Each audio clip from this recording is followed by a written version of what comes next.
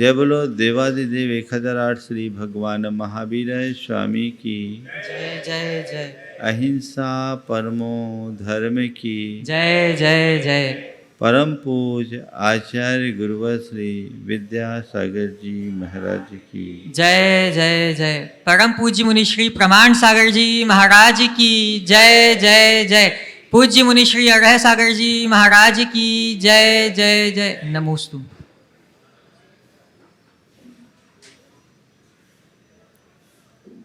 एक संत अपनी यात्रा में थे और काफ़ी भटक चुके थे। कई बार ऐसा होता है, कच्चे रास्ते से चलते हैं, दूरियां बताते कुछ हैं और होती कुछ है।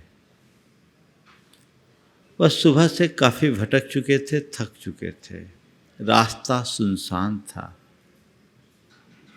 कोई दिख नहीं रहा था। अचानक खेत पे काम करता हुआ एक आदमी दिखा और उससे उन्होंने पूछा कि भैया मुझे अमुक गांव जाना है, कितनी दूर है? उसने कहा आप दिन डूबते तक पहुंच जाओगे। दिन डूबते तक पहुंच जाओगे, गांव ज़्यादा दूर नहीं है, दिन डूबते तक पहुंच जाओगे। अब ये तो बहुत आतुर थे, सुबह से भटक चुके थे। देखो भाई मैं पहुंच जाऊंगा ना, मैं रात में नहीं चलता, कहीं अंधेरा तो नहीं होगा। नहीं हुजूर आप पहुंच जाओगे। फिर थोड़ी देर बाद क्या देखो रास्ता और कहीं भटकेगा तो नहीं, हम इस रास्ते से पहुंचे ना? हाँ हाँ एकदम यही रास्ता, सीधे रास्ता, आप कहीं मुड़ना नहीं, आप पहुंच जाओगे। फिर थोड़ी देर बाद उनने बोला भाई देखो ऐसा तो नहीं, लोग बताते कम है, निकल जाएगा ज़्यादा, कहीं मैं फंस तो नहीं जाऊंगा, मैं पहुंच जाऊंगा ना। तो उस व्यक्ति ने जो बात कही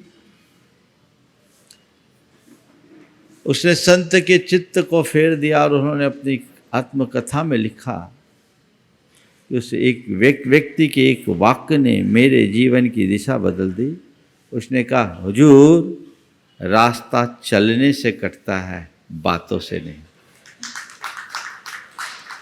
रास्ता चलने से कटता है, बातों से नहीं।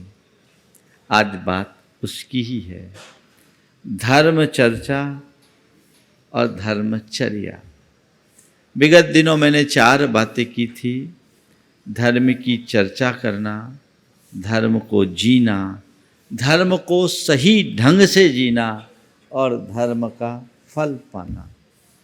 जहाँ तक चर्चा की बात है, खूब करते हैं हम लोगों के यहाँ। जितनी धर्म चर्चा होती है शायद ही कहीं और परंपरा में होती होगी। हमारे सुबह की शुरुआत धर्म की चर्चा से होती है और ये एक बहुत अच्छी बात है, लेकिन कोरी चर्चा से कोई लाभ नहीं है जब तक कि हम उस पर चले नहीं। हमारी कोशिश होनी चाहिए चलने की, और आचार्य कुंदकुंद आज हमें यही मार्गदर्शन दे रहे हैं। वे कहते हैं नानम चरित्रहीनम लिंग गहनम च दंसन विहूनम संजम हीनो यतवो जय चरई निरथयम सब्बम। नानम चरित्रहीनम, तुम्हारे पास कितना भी ज्ञान हो लेकिन वो चरित्र से शून्य है। तुमने लिंग को ग्रहण कर लिया, तुम मुनि भी बन गए, पर दर्शन से विहून हो, शून्य हो, तुम्हारी श्रद्धा नहीं है। और तुमने खूब तप किया पर तुम्हारे अंतरंग में संयम नहीं है, तो संयम हीनो यतवो जय चरई निरथयम सब्बम। अगर तुम इसका आचरण करते हो तो वह सब कुछ निरर्थक है। हमें अपने जीवन में जो कुछ भी करना है वो सार्थक करना है, निरर्थक कुछ नहीं। ये प्रयास हमारा होना चाहिए और ये प्रयास तभी सफल होगा जब हम अपने रास्ते पर आगे बढ़ेंगे। आज की 4 बातें हैं। रास्ता देखना, राह देखना, राह दिखाना, राह पर चलना और मंजिल पाना। संसार में बहुत सारे लोग हैं जिन्हें अपने जीवन की सही राह का पता ही नहीं।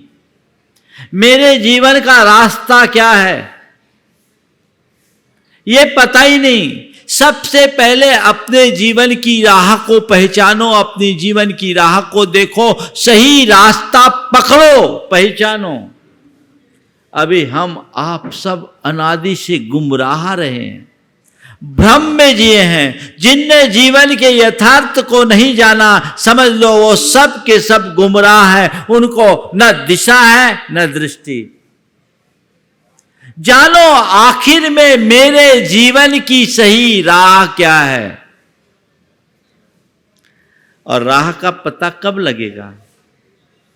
जब मैं अपने सामने अपनी मंजिल को उपस्थित रखूंगा। मेरी मंजिल क्या है और जैसी मंजिल वैसी राह। क्या है मंजिल? क्या चाहते हो? उद्देश्य क्या है? लक्ष्य क्या है? दुखों से मुक्ति, मुक्ति है ना, दुखों से मुक्ति है। आज मैं कहूं मोक्ष का लक्ष्य है तो आप लोग कह तो दोगे मोक्ष का लक्ष्य है, पर मुझे मालूम है किसी का मोक्ष का लक्ष्य नहीं। हाँ, एक बार मैंने कुछ युवकों से पूछा, भैया यहाँ शिखर जी क्यों आए? बोले सिद्ध क्षेत्र की वंदना के लिए। हम बोले क्यों आए सिद्ध क्षेत्र की वंदना के लिए? बोले हमें सिद्धि पाना है। हम बोले तुम सबको सिद्धि पाना? बोले हाँ महाराज सिद्धि पाना है। हमने कहा रिटर्न टिकट बना के क्यों आए? कह रहे हो सिद्धि पाना है पर अभी तो घर जाना है, रिटर्न टिकट लेकर आए हो। मतलब क्या है? सिद्धि हमारा ध्येय है लेकिन वो हमारी आखिरी प्राथमिकता है। अधिकतर लोगों को देखिए, वो धर्म की बात करेंगे, कहेंगे हमें अपना कल्याण भी करना है, पर पहले गोरख धंधा करना है। पहले गोरख धंधा करना है। प्राथमिकता क्या है? और सब चीजें हमारे अंदर की प्राथमिकताओं पर निर्भर करती है। मेरी प्राथमिकता क्या है? मैं किसे महत्व देता हूं? ये दृष्टि जब बन जाए तो सब कुछ बदल जाए। मैं आपसे कहता हूं, आप एक आम गृहस्थ हो, आपको अपनी दुनियादारी पर भी ध्यान देना होता है, आपको अपनी गृहस्थी पर भी ध्यान देना होता है, अपने पारिवारिक, सामाजिक, कौटुंबिक अन्य दायित्वों का भी निर्वहन करना पड़ता है। लेकिन सबसे बड़ी जिम्मेदारी क्या है उसका एहसास है। मैं कहूंगा सब दायित्वों से ऊपर स्वयं के प्रति स्वयं का उत्तरदायित्व होना चाहिए। मेरा स्वयं के प्रति क्या दायित्व है इसका पता है। जिस व्यक्ति के अंदर ये भाव बोध हो जाता है, उसकी प्राथमिकताएं बदल जाती है। वो सब कुछ करता है पर उसकी प्राथमिकता में सबसे पहले उसका कल्याण होता है। वो कुछ भी क्रिया करेगा, उन सारी क्रियाओं में उसका धर्म जुड़ा रहेगा, क्योंकि उसे पता है यही मेरे कल्याण का मार्ग है, इसमें ही मेरा उद्धार है और कोई दूसरा रास्ता नहीं है। तो मैंने राह, मेरा मंजिल क्या है? अगर मेरा लक्ष्य, मेरी मंजिल दुखों से मुक्ति है तो मुझे वही रास्ता पकड़ना चाहिए। पर अभी तो मैं उल्टा रास्ता पकड़ा हूं, उस रास्ते पर चलता हूं जिससे रोज रोज दुखों की वृद्धि होती है। जिससे दुखों की वृद्धि हो, उस रास्ते पर चलकर आखिर हम पाएंगे क्या? हमें उस रास्ते को चुनना चाहिए जिससे दुखों का शमन हो। हर व्यक्ति, मैं आपसे कहता हूं, मुक्ति के लिए धर्म करने की जरूरत नहीं है। मुझसे कोई बोला महाराज जी आप आज मुनि क्यों बने, आज तो मोक्ष है ही नहीं, मुनि क्यों बने? मैंने कहा मैं मोक्ष पाने के लिए मुनि बना ही नहीं, मैं मोक्ष पाने के लिए मुनि बना ही नहीं। सामने वाला बिल्कुल आश्चर्यचकित कि क्या बोल रहे। बोले महाराज आपको मोक्ष नहीं चाहिए? बोले नहीं, मोक्ष पाने के लिए मैं मुनि नहीं बना। बोले महाराज ये फिर दोहराया, महाराज जी आप मोक्ष पाने के लिए मुनि नहीं बोले? बोले नहीं, मैं मोक्ष पाने के लिए मुनि नहीं बना। तो फिर उसकी तरफ मैंने देखा, हमने कहा अब इसकी आतुरता ठीक करनी चाहिए। जब मैंने कहा मैं मोक्ष पाने के लिए मुनि नहीं बना, मोक्ष मार्ग के लिए मुनि बना हूं। आज मोक्ष नहीं है तो क्या मोक्ष का मार्ग है? मैं मोक्ष मार्ग पर चल रहा हूं, मेरी मुक्ति हो रही है, पल पल हो रही है। मैं अपने दोषों को, अपने दुर्बलताओं को और अपने दुर्गुणों को जितना कम कर रहा हूं, मेरे दुखों से उतनी मुक्ति है। और यही तो मेरी मुक्ति का आधार है। आज दुख से मुक्ति होगी तो कल देह से मुक्ति होगी, संसार से मुक्ति होगी। लक्ष्य, मेरा लक्ष्य मेरे दुखों से मुक्ति का है। और दुखों से मुक्ति तभी होगी जब मैं अपने दोषों, दुर्बलताओं और दुर्गुणों को दूर करूंगा। तो कौन से रास्ते पर चल रहे हो?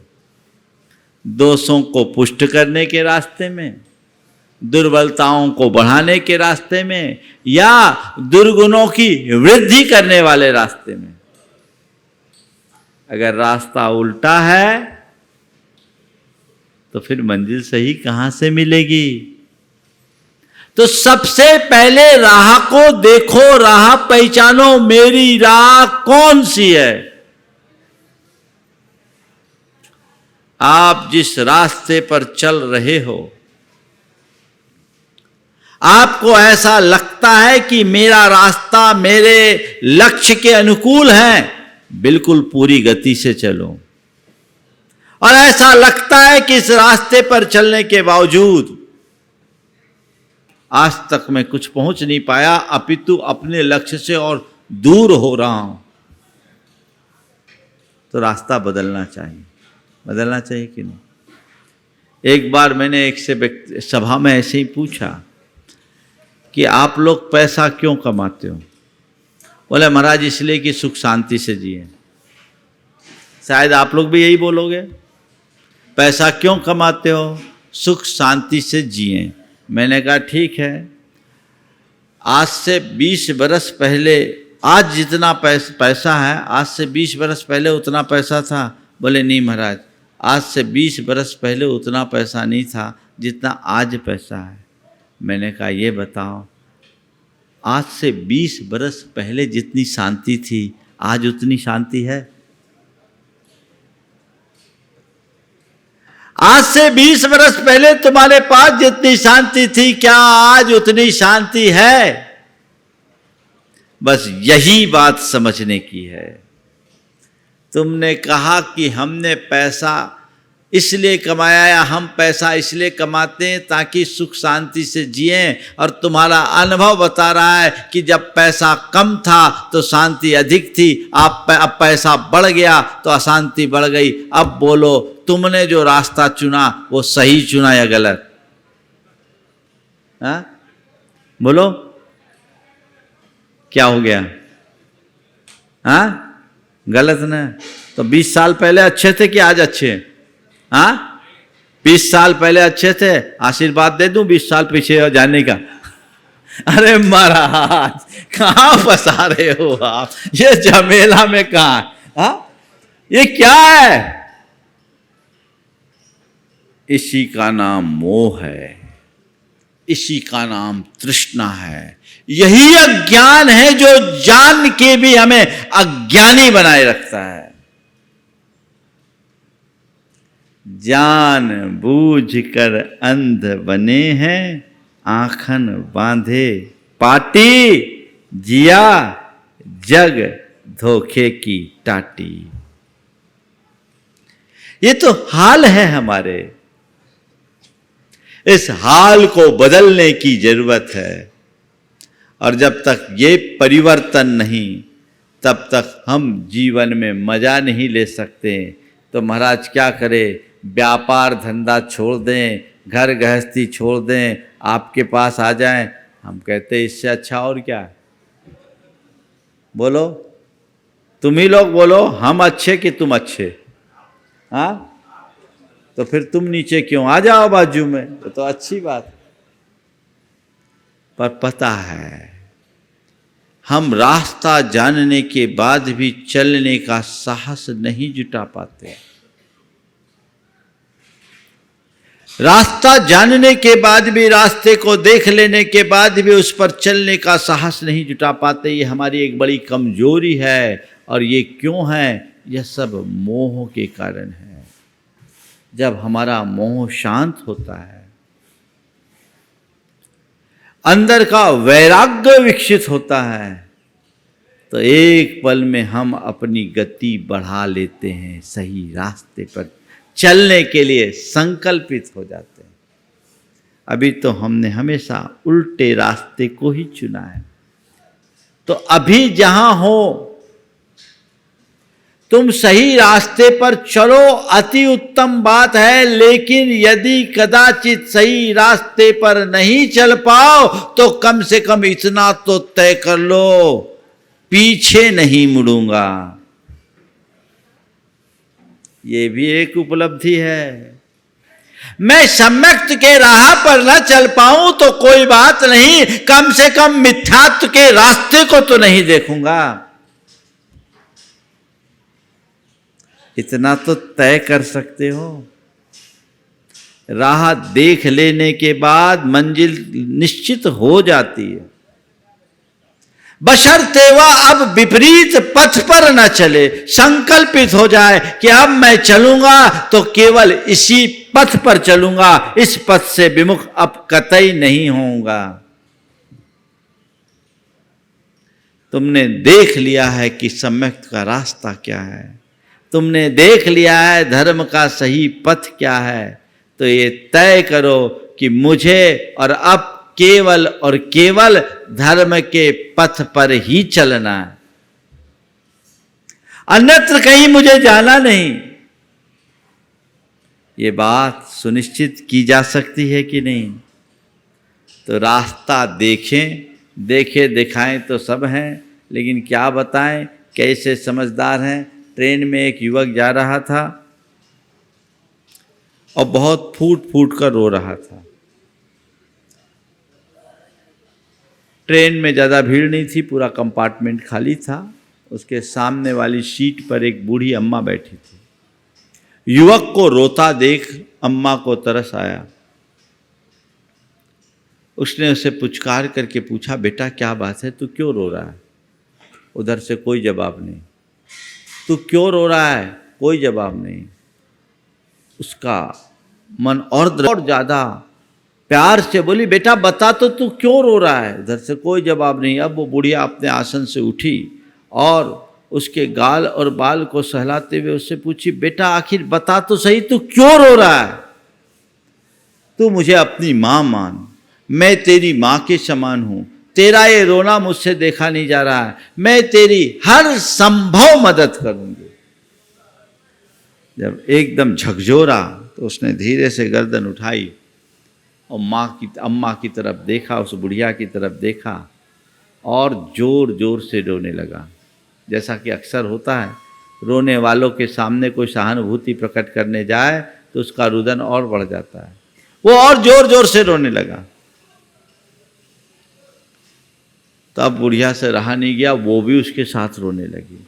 बेटा अब तुझे मेरी सौगंध बता, आखिर तुझ पर क्या विपदा आ पड़ी है, मैं हर संभव मदद करूंगी, तू मुझसे कोई संकोच मत कर। उसने कहा, क्या बताऊं अम्मा, मैं गलत गाड़ी पे बैठ गया हूं। क्या बताऊं अम्मा, मैं गलत गाड़ी पे बैठ गया हूं। बुढ़िया ने अपना सिर ठोका, कहा, रे बेटे गलत गाड़ी पे बैठ गया है तो रोने से क्या फायदा, अगले स्टेशन पर उतर जाना, गाड़ी बदल लेना। अगले स्टेशन पर उतर जाना, गाड़ी बदल लेना। तो उसने कहा, अरे अम्मा ऐसा तो मैं भी बहुत देर से सोच रहा हूं, पर क्या बताऊं, रिजर्वेशन है नहीं, यहाँ पूरा कंपार्टमेंट खाली है, पता नहीं उस गाड़ी में जगह मिलेगी भी कि नहीं मिलेगी। यही हाल आज के लोगों का है ना। सबको पता है गलत गाड़ी में बैठे बैठे कि नहीं, तो बदल लो ना भैया। गलत गाड़ी में बैठ करके जाने से अच्छा है जहां हो वहीं रहो। सही दिशा में चलो न चलो कोई परवाह नहीं, पर विपरीत पथ पर न चलने के लिए संकल्पित हो जाओ। ये बात सुनिश्चित हो गई तो तर गए। तो राह देखो। अभी तो लोग राह देख रहे हैं कि कोई अच्छा निमित्त आएगा तब हम आगे बढ़ेंगे। नहीं, राह हमें पक्का समझ में आ जाना चाहिए कि मेरे जीवन की सही राह यही है और मुझे केवल इसी राह पर चलना है।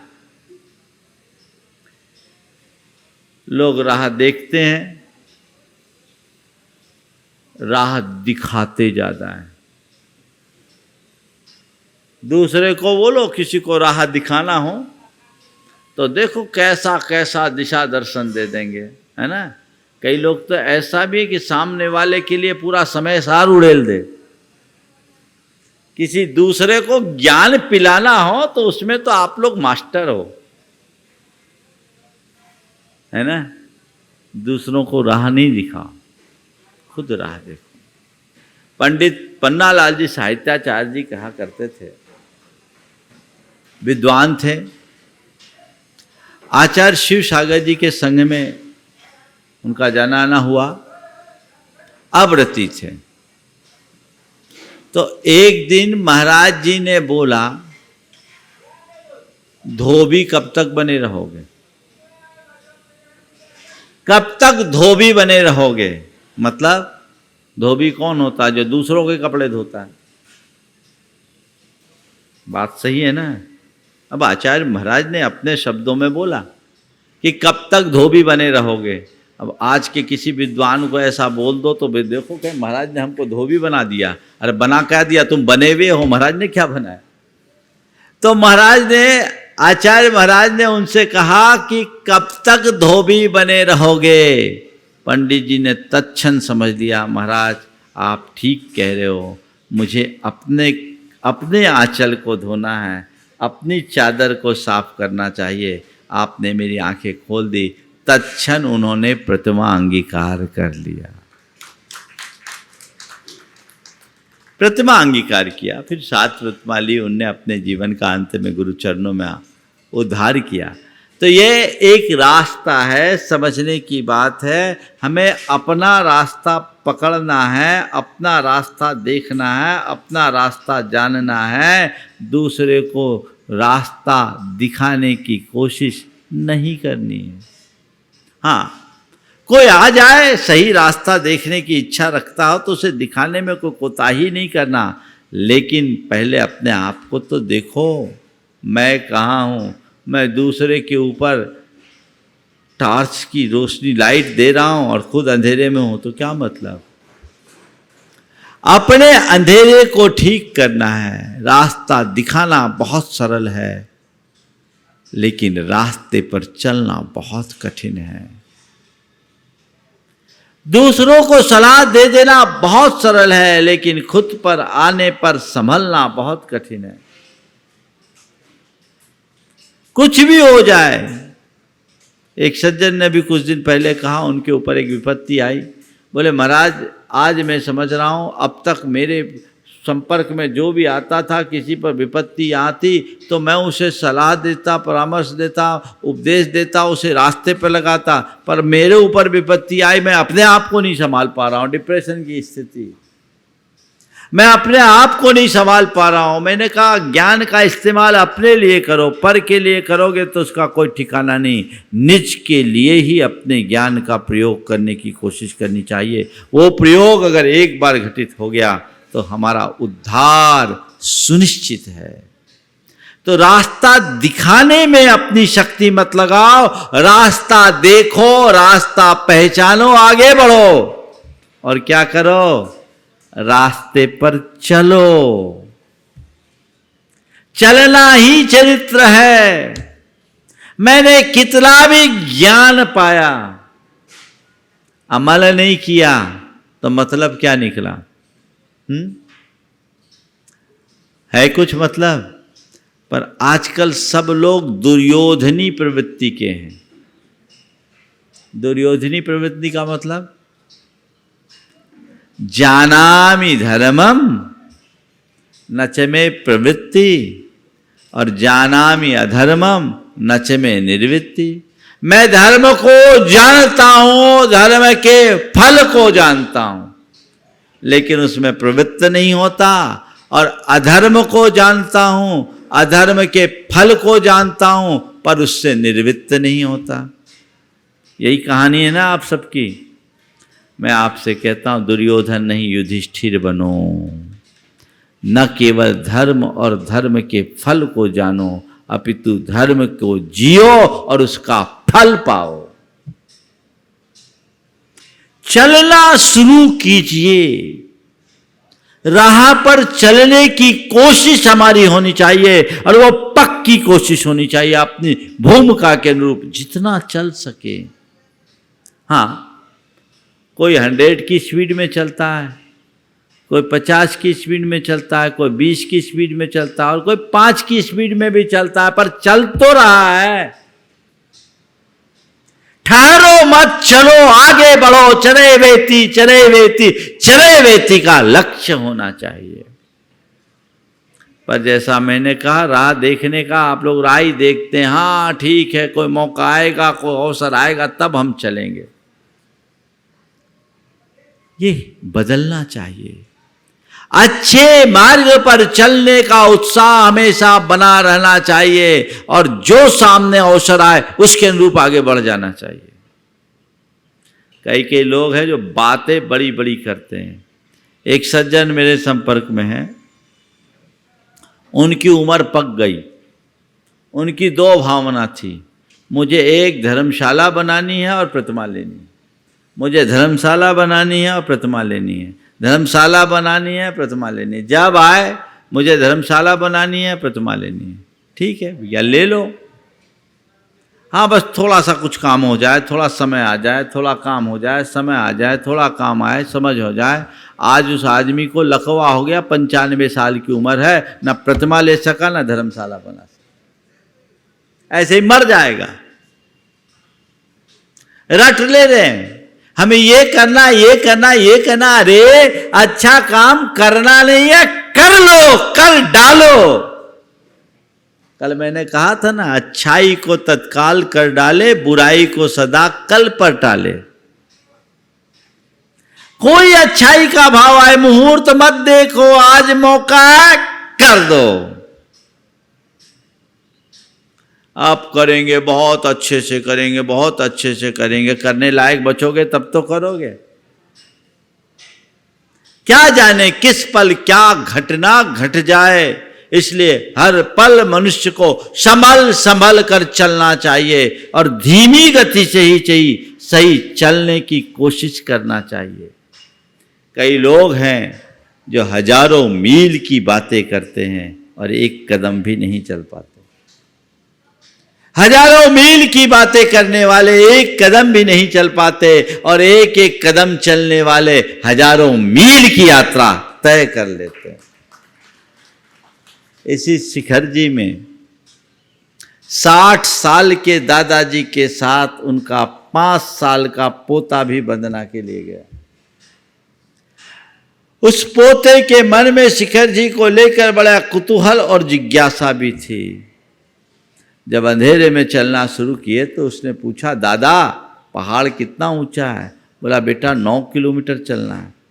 9 किलोमीटर ऊंचे पहाड़ पर चढ़ना है, कैसे चढ़ेंगे? घना अंधेरा है, अपने हाथ में जो टॉर्च है उससे तो 10 फीट ही रोशनी जाती है, आगे तक कैसे चढ़ेंगे ये पहाड़?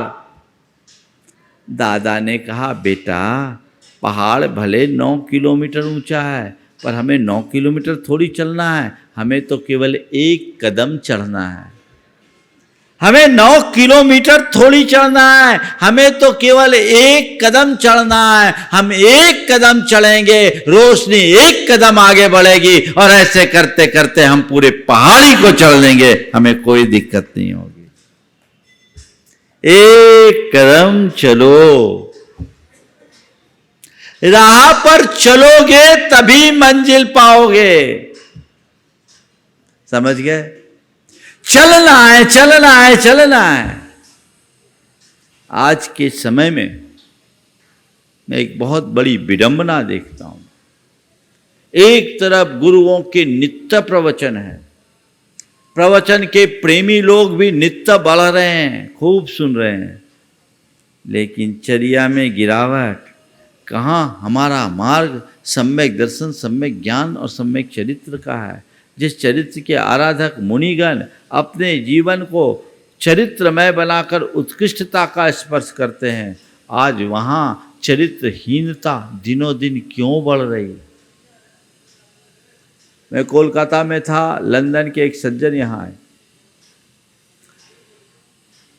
वो वहाँ स्वाध्यायशील व्यक्ति थे। बोले महाराज मैं 25 वर्ष बाद भारत आया, बड़े कारोबारी थे।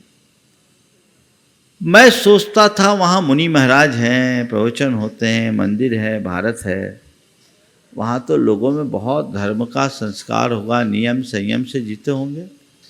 तो महाराज जी यहाँ तो हमको वही दिखता है जैसे हम लोग, हमारे यहाँ लोग रात में खाते हैं, आलू प्याज खाते, इधर उधर करते हैं, देव दर्शन करे न करे बराबर। यहाँ और वहाँ में कोई अंतर नहीं। मुझे तो आश्चर्य है, मैं भारत की एक अलग छवि रखता था, पर यहाँ लगता है कई मायनों में तो इनसे अच्छे हम हैं। एक बहुत करारा तमाचा है आप लोगों के गाल पर। वे 7 समुंदर पार रहते, वे भी अपने संस्कारों को बचाए हुए हैं, और तुम देव गुरु शास्त्र का सानिध्य पाने के बाद भी नीचे आ रहे हो। आखिरकार क्यों?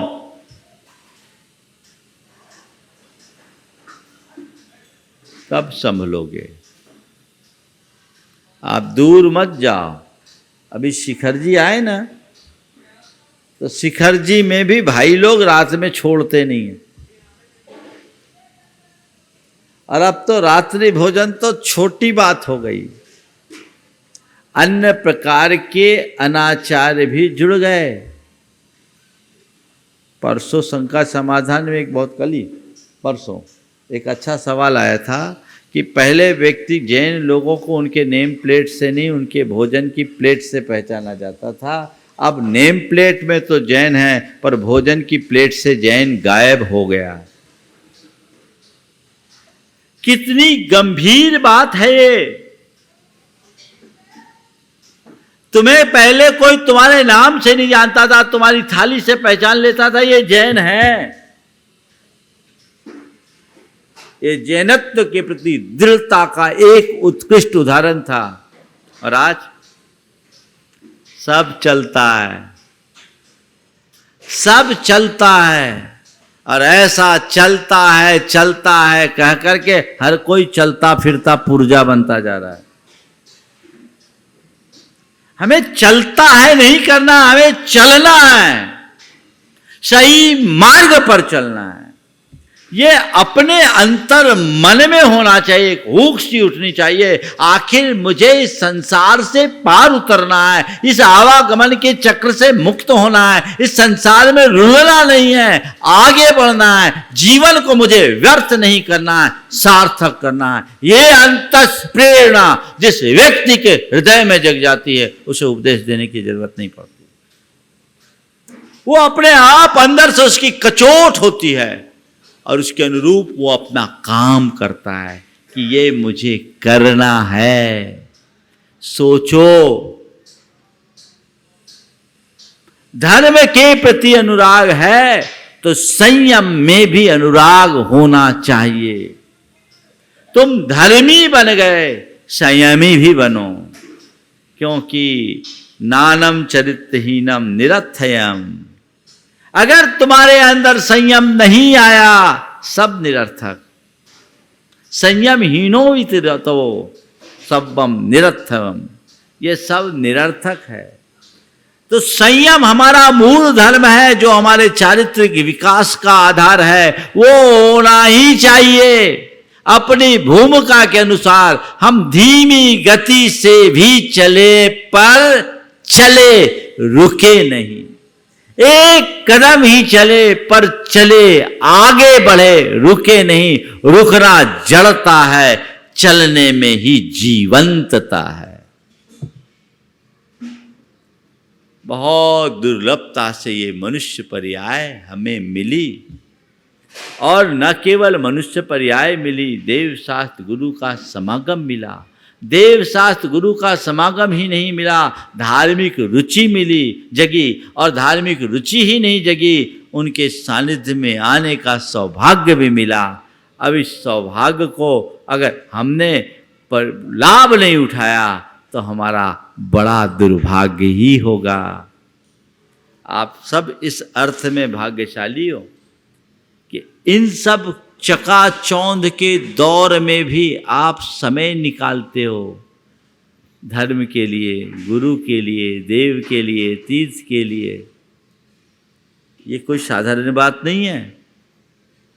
तुम समय निकाल कर तीर्थ यात्रा कर रहे हो, तुम समय निकाल करके गुरु समागम में आ रहे हो, तुम समय निकाल करके प्रवचन सुन रहे हो। और बहुत आयत ऐसे होंगे कि जब समय मिले या समय निकाले तो घूमने फिरने चले जाए, मौज मस्ती में चले जाए, डिस्कोथेक में चले जाए, और न जाने कहाँ कहाँ जाए। पाप का आलम्बन लेना बहुत सरल है, धर्म का आलम्बन तो कोई भव्य जीव ही ले पाता है। जिसका भवितव्य अच्छा हो वही धर्म का आलम्बन ले पाता है। उस अर्थ में आप सब भाग्यशाली हो कि नहीं? तो अब इतना सब कुछ पा लिया तो एक कदम ही तो आगे चलना है। जिसके लिए हम ये सब कर रहे हैं वो हमारी दृष्टि से ओझल नहीं होना चाहिए। अगर उसे हमने ओझल कर दिया तो मजा खत्म। उसको ओझल मत होने दीजिए, उसकी तरफ हमारी निरंतर दृष्टि होनी चाहिए। वैसी दृष्टि, वैसी बुद्धि, वैसी भावना जग गई तो हम तर गए। तो चले, धीरे धीरे चले, आगे बढ़े। एक व्यक्ति रास्ते से गुजर रहा था, जिस स्थान तक जाना था उसका कोई माइलस्टोन उसके आसपास नहीं दिख रहा था। खेत पर काम करते हुए एक बूढ़े किसान से उसने पूछा कि भैया मुझे अमुक गांव जाना है, कितनी देर में पहुंच जाऊंगा? उसने कोई जवाब नहीं दिया। उसने सोचा शायद ऊंचा सुनता होगा। दोबारा पूछा, ये बताओ मुझे अमुक गांव जाना है, कितनी देर में पहुंच जाऊंगा? उसने कोई जवाब नहीं दिया। सोचा बहरा होगा, दिमाग लगाने से क्या फ़ायदा। अपनी गति से आगे बढ़ गया, अपनी गति से आगे बढ़ गया। वो किसान खेत से सड़क पर आया और कहा, युवक ठहरो, युवक ठहरो। कड़कते आवाज में कहा, युवक ठहरो। वो एकदम ठहरा। युवक ठहरो, तुम 1 घंटे में पहुंच जाओगे। युवक ठहरो, तुम 1 घंटे में पहुंच जाओगे। सामने वाले को आश्चर्य कि अभी 3 बार पूछा, इसने जवाब नहीं दिया, अब बोल रहा 1 घंटे में जवाब पहुंच जाओगे। आखिर कैसे? उसने कहा, जब तक तुम्हारी चाल ना देख लूं तो दूरी क्या बताऊं। सवाल दूरी का नहीं, चाल का है। किस गति से चल रहे हो, सब कुछ उस पर निर्भर है। तो राह को देखना या राह पकड़ना, राह दिखाने में हमें रुचि नहीं लेनी। राह देखना है, राह को पकड़ना है, राह पर चलना है और मंजिल पाना है। यदि हमने इसे पा लिया तो निश्चित हम अपने जीवन को धन्य और कृतार्थ कर सकेंगे। ये हमारे जीवन में होना चाहिए। हम सही रास्ते पर चलते हुए अपने जीवन को आगे बढ़ा सके, ये हमारा पुरुषार्थ हो। हमें हमेशा इसी दिशा में आगे बढ़ने की कोशिश करनी है। समय आप सबका हो गया, यहीं पर विराम। बोलिए परम पूज्य आचार्य गुरुवर श्री विद्यासागर जी।